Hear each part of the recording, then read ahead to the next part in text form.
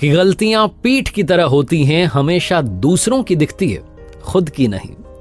नमस्ते दोस्तों, मेरा नाम है आरजे कार्तिक। आज की जो कहानी सुनाने जा रहा हूं, ये कहानी जीवन में बहुत बड़ी बात सिखाएगी, बहुत इंपॉर्टेंट बात सिखाएगी। एक सरकारी विद्यालय था, प्राथमिक विद्यालय, 5वीं तक का स्कूल था। बच्चों की एग्जाम चल रही थी।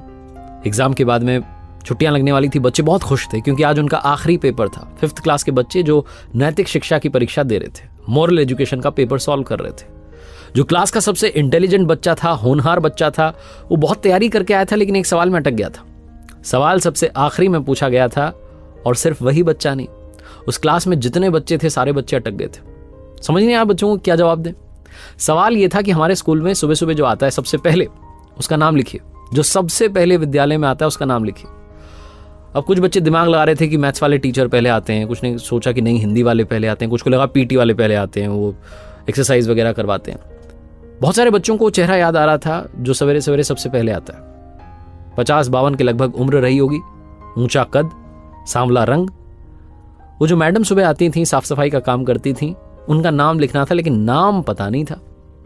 कुछ बच्चों को जिनको लग रहा था कि टीचर पहले आते हैं, उन्होंने तो टीचर के नाम लिख दिए थे। लेकिन बहुत सारे बच्चे जिनको लगा था कि वो साफ सफाई वाली जो मैडम है वो सुबह सुबह आती हैं, उन आंटी का नाम नहीं पता था। कुछ ने आंटी जी लिख दिया, कुछ ने रंग लिख दिया, कुछ ने रूप लिख दिया, कुछ ने उनके कद के बारे में लिख दिया कि ऊंचे कद की महिला आती हैं, लेकिन नाम कोई नहीं लिख पा रहा था। बहुत देर तक वो कोशिश करते रहे और आखिरकार वो घंटी बज गई।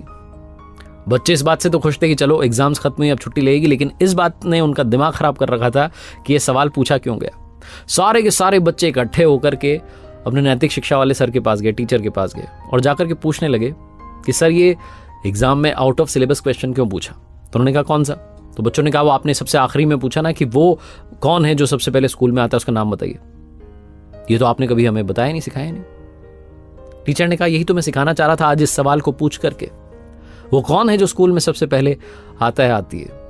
बहुत सारे बच्चों ने एक साथ कहा वो साफ सफाई वाली जो काम करती हैं वो आती हैं सबसे पहले। टीचर ने फिर पूछा कि उनका नाम क्या है। बच्चे इधर उधर देखने लगे, नाम ही तो नहीं पता था। टीचर ने कहा उनका नाम उमा जी है, उनके बारे में भी पता होना चाहिए। वो बहुत महत्वपूर्ण काम करती हैं, साफ सफाई का काम करती हैं, अपने स्कूल का ध्यान रखती हैं, विद्यालय चमकता रहे ये उनकी जिम्मेदारी है और बहुत अच्छे से निभाती हैं।